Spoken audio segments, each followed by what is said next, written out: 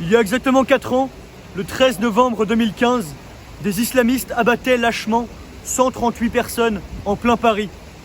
Depuis 2012 et l'attentat ignoble de Mohamed Merah, ce sont 263 victimes qui sont à déplorer.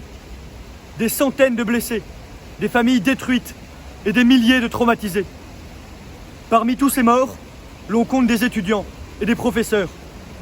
Souvenez-vous de Morane et de Laura, deux jeunes étudiantes égorgées devant la gare de Marseille en octobre 2017, sous les cris d'Allahu Akbar. Souvenez-vous de Timothy, 19 ans, sauvagement poignardé il y a quelques mois à peine, alors qu'il se rendait à un concert de musique dans la banlieue de Lyon. Passé l'horreur et le choc, nous avons trop vite tendance à oublier la menace qui pèse au-dessus de nos têtes et qui ne cesse malheureusement de se renforcer. Fermer les yeux ne sert à rien. Nos ennemis nous ont déclaré la guerre sur notre propre sol. C'est un défi vital adressé à notre génération. À moins de baisser les bras et, comme l'avait dit Manuel Valls, de s'habituer à vivre avec le terrorisme. Nos universités devraient nous sensibiliser à la lutte contre l'islamisme. Nous devrions analyser le retour en force de l'islam conquérant à l'échelle planétaire. Nous devrions bénéficier de colloques ou de séminaires réfléchissant aux moyens d'éliminer cet ennemi. Nous devrions former les juristes, les politologues, les professeurs qui sauront préserver le pays et mener cette guerre. Mais non, c'est même le contraire que l'on observe. Nos universités sont faibles, elles sont lâches, elles sont même parfois complices du discours islamiste en favorisant les thèses décoloniales, indigénistes et anti-occidentales. L'université Paris 1 Panthéon-Sorbonne vient ainsi de céder à la pression des islamo-gauchistes en décidant d'annuler une formation sur les signaux faibles de la radicalisation.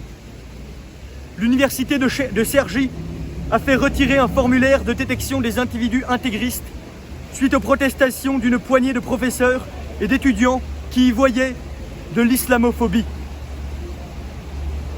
C'est notre pays de manière générale qui n'est absolument pas prêt à faire la guerre à l'islamisme.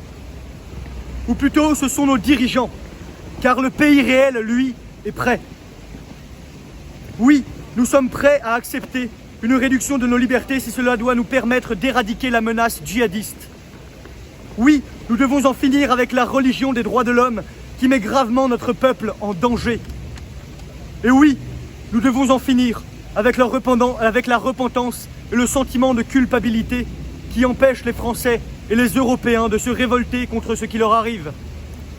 En ce triste anniversaire, nous devons néanmoins rester optimistes et continuer plus que jamais notre combat. Notre pays a connu bien des drames au cours de son histoire, mais s'est toujours relevé. Nous l'affirmons aujourd'hui, nous ne ferons pas partie de ceux qui baisseront les bras contre l'ennemi. Et nous ferons partie de ceux qui refuseront toujours la soumission. Pour nos morts, vive la France! 1 minute de silence pour nos morts.